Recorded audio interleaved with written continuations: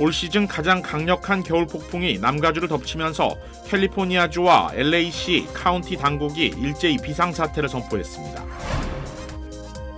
겨울 폭풍의 영향으로 LA 한인타운 지역도 적지 않은 피해를 입었습니다.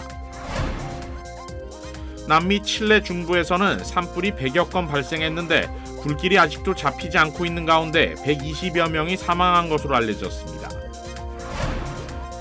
가짜 체크 사기가 여전히 기승을 부리고 있는 가운데 한인 커뮤니티 포털 사이트에서도 피해 사례가 올라왔습니다. 그래미상을 받은 스타 래퍼가 그래미상 시상식장에서 경찰에 연행돼 의문이 증폭되고 있습니다.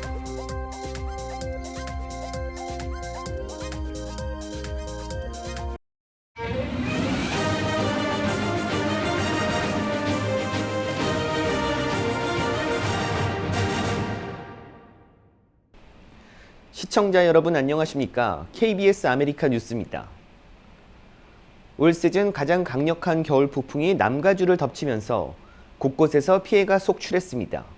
캘리포니아주는 비상사태를 선포했고 LA시와 카운티 당국도 24시간 비상체제에 돌입했습니다. 윤범수 기자가 취재했습니다.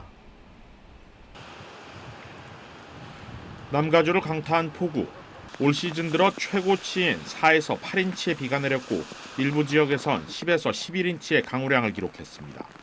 LA 다운타운은 일요일이었던 어제 하루 4.1인치, 오늘까지 6.4인치 이상의 강우량을 기록해 1927년 이후 역대 최고 기록을 경신했습니다. 실제로 다운타운 지역은 차량 통행이 쉽지 않을 정도로 곳곳의 도로들이 물에 잠겼습니다. 산간 지역 주택가들에는 산사태, 진흙사태 피해가 속출했습니다. 스튜디오 시티 지역에는 밀려온 진흙더미로 인해 집 2채가 심각하게 파손됐고 일대 9가구 주택에 강제 대피령이 내려졌습니다. 타자나 엔시노 지역에도 쏟아져 내린 진흙 돌무더기로 인해 주택 3채가, 베벌리 크레스트 지역에도 주택 6채가 파손됐고 7가구가 대피했습니다. 인명피해 신고도 이어졌습니다. LA 카운티 소방국은 어제와 오늘 이틀 동안 어른 1명과 6살 아이 1명이 강가에서 실종됐다는 신고가 접수됐다고 밝혔습니다. 구조대가 헬기까지 동원돼 해당 지역을 수색하고 있지만 아직까지 실종자나 시신 또는 급류에 떠내려가는 흔적은 찾지 못하고 있습니다. The extensive search that was conducted, we did not find any victim in the river. The extensive search started from Pacoima all the way down the LA River until we came to that LA County border. That's where we partner with our other local agencies to continue the search downriver. And from that point, we did not verify that there was somebody in the river, but LA County continues their search. 현재 LA시 당국은 이곳 다운타운에 있는 비상재난운영센터를 24시간 가동하고 피해 복구와 예방에 총력을 기울이고 있습니다. 앞서 게빈 뉴섬 캘리포니아 주지사가 LA와 오렌지 카운티를 포함한 남가주 8개 카운티의 비상사태를 선포한 데 이어 캐런 베스 LA시장도 오늘 별도의 시 비상사태를 선포했습니다. Stay safe and off the roads. Only leave your house if it is absolutely necessary. Stay informed. Register for Notify LA at emergency.lacity.gov to sign up for alerts and get more information. 산불 피해 지역들은 현재 폭우로 내일 오후까지 대피령이 발령됐고 썬랜드와 레이크뷰 테라스 지역 등에는 임시 대피소들이 설치됐습니다. 산타모니카 산간 지역과 할리우드 힐스 지역엔 홍수주의보가, LA와 오렌지 카운티 해안가에는 높은 파도주의보가 발령된 상태입니다. 이 때문에 산타모니카 말리부 통합교육부는 오늘 하루 휴교령을 내렸고 캘스테이트 대학들도 지역에 따라 부분적으로 수업을 축소했습니다. LA시와 카운티 당국은 일단 내일까지는 비가 계속 내릴 것으로 예보된 만큼 피해를 최소화하는 데 주력하고 이후 복구에 나선다는 계획입니다. KBS 뉴스 윤범수입니다. 겨울 폭풍 영향으로 LA 한인타운 지역도 적지 않은 피해를 입었는데요. 전기가 끊기고 빗물이 도로 위까지 차올라 차량 통행에도 불편을 끼치고 있습니다. 이우수 기자가 취재했습니다. 오늘 오전 LA 한인타운 삼가선상에 자리한 신호등이 작동을 멈췄습니다. 주말 내내 내린 비로 신호등 조정 장비가 침수되면서 운행이 중단된 겁니다. LA시 수도전력국은 오늘 오전부터 오후 늦게까지 수리를 이어갔고 멈춰선 신호등마다 주차 단속 요원을 배치해 수신호로 차량 통행을 지휘했습니다. 한인 밀집 거주지에도 피해가 발생했습니다. 주말 동안 지속된 폭우로 LA 한인타운 곳곳은 이처럼 물바다로 변했습니다. 배수시설은 내리는 빗물을 감당하지 못해 커다란 웅덩이로 변했고 길거리에 주차된 차들은 침수될 위기에 놓이기도 했습니다. 강한 비바람에 야자 수입이 떨어지며 차량 파손으로 이어질 수도 있습니다. 웅덩이에 고인 빗물은 도로 위로 차량이 지날 때마다 옆으로 솟구치며 다른 차량의 운행에도 영향을 끼쳤습니다.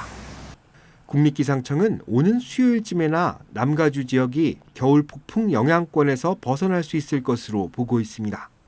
지역에 따라 정전이 지속될 수 있기 때문에 각 가정에 비상용품과 구호식품을 구비해둘 것이 권고되고 있습니다. 주행 중인 차가 미끄러질 수 있어 운전에도 각별한 주의가 필요합니다. 지대가 낮은 지역에 거주하고 있는 경우 침수에 대비해 모래주머니로 빗물이 유입될 수 있는 경로를 차단하는 것도 중요합니다. KBS 뉴스 이우수입니다. 남미 칠레 중부에서는 산불이 100여 건 발생했는데요. 불길이 아직도 잡히지 않고 있는 가운데 120여 명이 사망한 것으로 알려졌습니다. 임세움 기자가 보도합니다.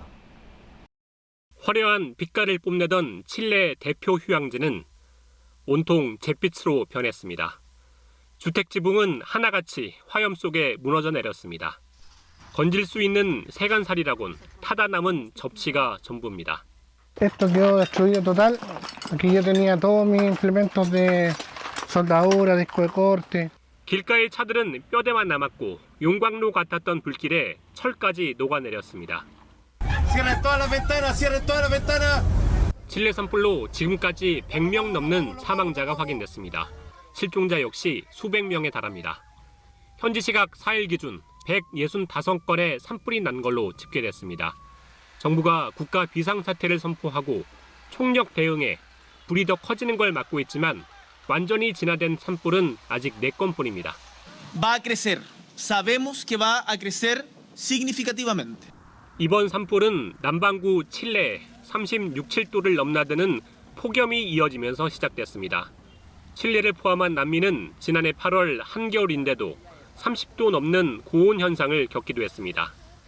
지구온난화와 태평양 동쪽 수온이 올라가는 엘니뇨 현상 때문에 2023년은 가장 뜨거운 해로 기록됐지만 과학자들은 올해가 기록을 갈아치울 걸로 예상합니다. 칠레 산불은 예고편이 되고 있습니다. KBS 뉴스 임세호입니다. 가짜 체크 사기가 여전히 기승을 부리고 있는 가운데 한인 커뮤니티 포털 사이트에서도 가짜 체크 피해 사례가 게재됐습니다. KBTV 전상희 기자입니다. 가짜 체크를 보내고 일부를 송금하라는 체크 사기는 과거부터 계속돼 온 가운데 단기 렌트 세입자를 구하기 어려운 겨울철 렌트 비수기를 맞아 비슷한 수법을 활용한 사기가 다시 유행하고 있는 것으로 나타났습니다.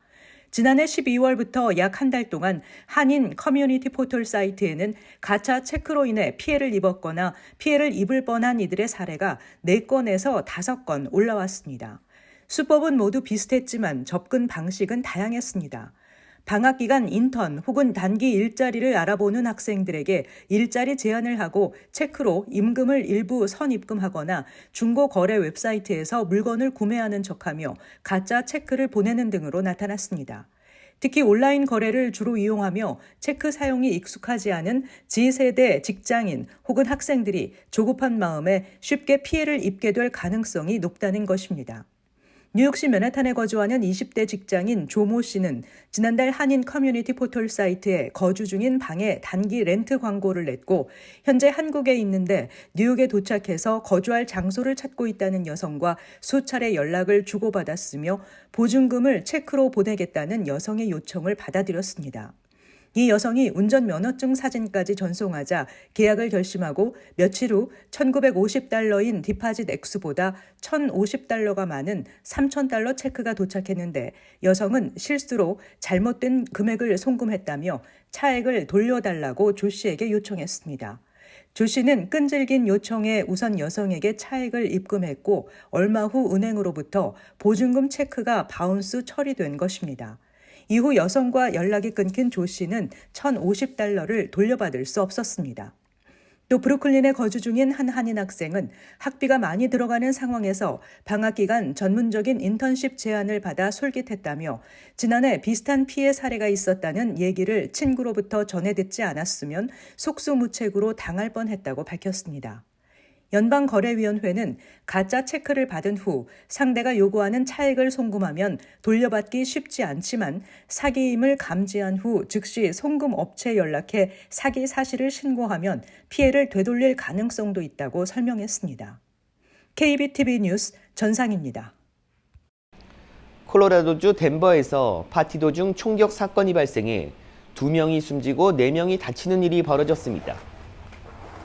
덴버 경찰은 일요일 새벽 1시 23분 덴버 그린밸리 랜치 동북쪽에 위치한 노스 올리언스 주택가에서 총격 사건이 발생해 26살 남성과 남자아이가 숨졌다고 밝혔습니다. 성인 3명과 남자아이 1명도 부상을 입어 치료 중으로 이 중 1명은 생명이 위독한 상태라고 전했습니다. 경찰은 사건 발생 당시 집에서 파티 도중 초대받지 않은 한 무리가 나타나 갈등이 빚어졌고 이후 여러 개의 총에서 발사된 수많은 총알 자국 증거가 확인됐다고 밝혔습니다. 이웃 주민들은 주택가에서 여러 발의 총성이 울려 밤새 두려움에 떨었다고 말했습니다. 경찰은 희생자들의 신원이나 소년의 나이 등은 공개하지 않았습니다. 그래미상을 받은 스타 래퍼가 그래미상 시상식장에서 경찰에 연행돼 의문이 증폭되고 있습니다.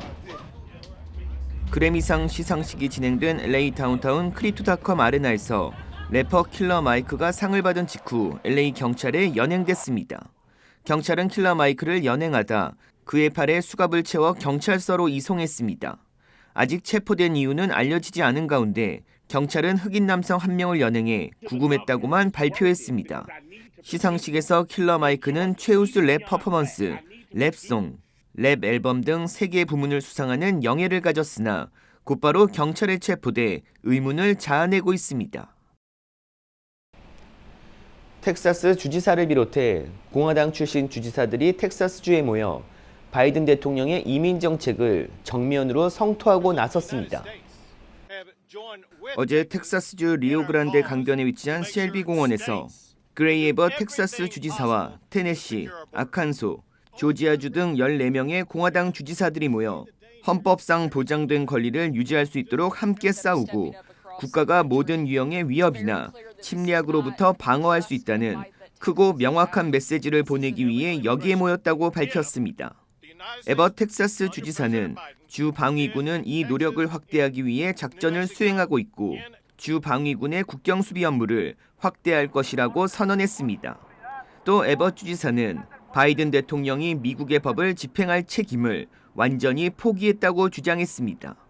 에버 주지사는 의회가 통과시킨 법을 따르고 텍사스가 그랬던 것처럼 국경을 지키는 것이 바이든 대통령의 의무라고 말했습니다. 지난해 12월 멕시코에서 미국 국경을 넘어온 불법 이민자 수는 사상 최고를 기록해 공화당 주지사들은 바이든 행정부가 일을 제대로 못해 자신들이 나서게 됐다고 말했습니다. 뉴욕시 정부는 망명 신청자를 대상으로 $5,300만 규모의 직불 카드를 제공합니다. KBTV 정지원 기자입니다. 뉴욕시 정부 기록에 따르면 루즈벨트 호텔에 임시 거주 중인 약 500가구의 망명 신청자들이 음식과 유아용품을 구입할 수 있는 $5,300만 직불 카드를 제공할 예정이라고 뉴욕포스트가 보도했습니다. 해당 카드는 식료품점, 슈퍼마켓, 편의점 등에서 사용 가능하며 망명 신청자들은 자금을 음식 및 유아용품 구매에만 사용하겠다는 내용의 서류에 서명해야 합니다. 수령 금액은 가족 규모와 소득에 따라 결정되며 카드는 28일마다 재충전됩니다. 4인 가족은 한 달에 약 $1,000, 1일 약 $35에 해당하는 금액을 받게 될 것으로 예상됩니다. 뉴욕시청에 따르면 카드 제공은 망명 신청자를 대상으로 제공되는 음식 서비스를 대체하는 파일럿 프로그램의 일환으로 현재 망명 신청자 부양을 위해 뉴욕시는 식사당 약 $11를 지불하고 있습니다. 뉴욕시 정부는 이번 파일럿 프로그램을 통해 월 $60만 이상, 연간 720만 달러가 넘는 금액을 절약할 수 있을 것이라고 전했습니다. 지난해 말 뉴욕시가 망명 신청자에게 제공하는 음식의 상당수가 폐기 처분되고 있다는 의혹이 제기되며 식비 낭비에 대한 비판이 일자 이 같은 조치를 취한 것으로 보입니다. 뉴욕시는 늘어나는 망명 신청자 지원 비용으로 인해 각 시정부 부처 예산이 삭감되면서 비판과 불만이 제기되고 있는 상황입니다. KBTV 뉴스 정지원입니다. 오는 4월부터 캘리포니아주의 패스트푸드 체인 종업원 최저시급이 $20로 오릅니다. 치폴레는 인건비 인상에 캘리포니아주 내 매장의 메뉴 가격을 최대 9% 인상할 방침입니다. 다른 패스트푸드 업체들도 올해 인건비 상승을 반영해 캘리포니아주 내 점포의 메뉴 가격 인상을 예정하고 있습니다. 이는 오는 4월부터 캘리포니아주 내 패스트푸드 업체 종사자의 시간당 최저임금이 $20로 인상되는 점을 반영한 것입니다. 캘리포니아주는 시간당 최저임금을 $22까지 인상할 수 있도록 하고 있습니다. 그러나 패스트푸드 업체가 이 법안 통과에 반발하자 노동조합과 협상해 2025년부터 최저임금 연간 인상폭을 제한하도록 타협했습니다. 컨설팅 업체 레비뉴 매니지먼트 솔루션은 패스트푸드 업체의 시간당 임금 $1 인상은 메뉴 가격 2% 인상으로 이어질 수 있다고 분석했습니다. 월스트리트저널도 캘리포니아의 레스토랑은 전국에서 외식비가 가장 비싼 곳 중 하나지만 앞으로 더 오를 것으로 예상된다고 평가했습니다. 의회 예산처는 2021년 보고서에서 연방 최저임금을 시간당 $15로 인상하면 수십만 명이 빈곤에서 벗어나는 데 도움을 줄 수 있지만 그와 동시에 물가 상승과 성장률 둔화, 140만 개 일자리가 줄어들 수 있다고 지적했습니다. 대학의 신입생 선발 과정에서 다시 SAT와 ACT 제출을 의무화하는 대학이 늘어나고 있습니다.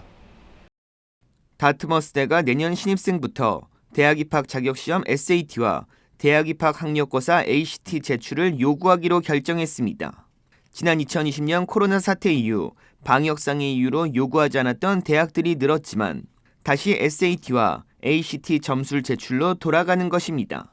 현재까지 다트머스대를 비롯해 하버드대 등 명문 사립대들이 SAT 등 시험 점수 대신 자기소개서와 고등학교 성적 중심으로 신입생을 선발하면서 다른 대학의 입학 사정에도 영향을 미쳤지만 이번 다트머스대의 제출 요구로 다른 대학들도 SAT와 ACT 제출 의무화를 빠르게 진행할 거란 전망입니다. MIT와 조지타운대 등도 SAT 점수 제출을 다시 의무화하는 방안을 검토하는 것으로 알려졌습니다. 술 대신 환각제를 쓰는 젊은 층이 늘어나면서 중독에 대한 고정관념이 뿌리째 흔들리고 있다는 지적이 나오고 있습니다. 국립약물납용연구소는 2022년 19에서 30살 성인 중 최근 1년간 마리화나를 사용한 적이 있다는 응답이 44%로 사상 최고치를 기록했다고 밝혔습니다. 반면 젊은 층의 음주율은 20년째 하락 중으로 음주율 감소폭이 가장 큰 연령대는 21살에서 25살이라고 설명했습니다. 이는 젊은 층이 음주 대신 마리화나 등 마약류 사용이 늘고 있다는 것으로 풀이됩니다. 현실론을 외치는 사람들은 진통제 오피오이드가 남용되면서 펜타닐 같은 합성 마약의 유해성을 감안할 때 의료용 마리화나 사용은 허가해야 한다는 주장과 반면 약물 문제가 있는 사람은 판단 능력이 부족해지고 마약류에 관대해지는 사회 분위기가 중독자를 더 큰 위험에 빠뜨릴 수 있다고 우려했습니다. 뉴욕타임스는 과거 젤제라는 단어의 의미가 모든 중독성 물질을 끊는 것을 뜻했지만 요즘은 술만 끊는 것을 의미하고 있고 일부 마약성 약물은 건강 증진제로 홍보되기도 하며 일부 주의 마리화나 합법화가 젊은 층의 마약류 사용 증가로 이어지는 이런 현상을 부추기고 있다고 평가했습니다. 북한의 핵 위협에 한국이 독자적 핵무장을 해야 한다는 찬성 비율이 70%를 넘는 것으로 나타났습니다. 신지혜 기자입니다. 북한의 핵미사일 위협이 연일 고조되는 상황. 한국이 핵무기를 가져야 한다는 응답은 올해 72.8%였습니다. 지난해보다 4%포인트 정도 낮아졌지만 2년 연속 70%대 찬성률입니다. 워싱턴 선언 등을 통한 미국의 확장 억제 강화 약속에도 북한에 대응하려면 한국도 핵을 가져야 한다는 여론이 여전히 높게 이어지는 겁니다. 실제로 미국 확장 억제에 대한 신뢰는 낮아졌습니다. 미국이 유사시 본토가 공격받을 가능성을 감수하며 한반도에 관여할 거란 응답은 39.2%, 지난해보다 12%포인트 떨어졌습니다. 긍정과 부정이 오차범위 내였던 지난해에 비해 상당한 변화입니다. 11월 미 대선에서 트럼프 전 대통령이 당선되면 미국의 방위 공약이 흔들릴 거란 우려도 작용한 결과로 보입니다. 북한 핵무기 개발의 고도화와 강폭해진 북한의 도발 자세, 아울러 차기 미국 대통령 선거 결과에 대한 불안한 심리를 반영한 것으로 한국이 핵을 가질 경우 핵 확산 금지 조약 NPT 탈퇴로 인한 경제 외교적 불이익과 또 다른 국가들의 연쇄 핵무장 우려 등은 조사 질문에서 언급되지 않았습니다. 북한 비핵화가 불가능하다는 응답은 91%로 지난해 77.6%보다 상승했습니다. 이번 조사는 최종현 학술원이 한국갤럽에 의뢰해 지난해 12월 15일에서 지난달 10일까지 만 18세 이상 1,043명을 1:1 면접해 실시했고 표본 오차는 95% 신뢰 수준의 플러스 마이너스 3%포인트입니다. KBS 뉴스 신지혜입니다.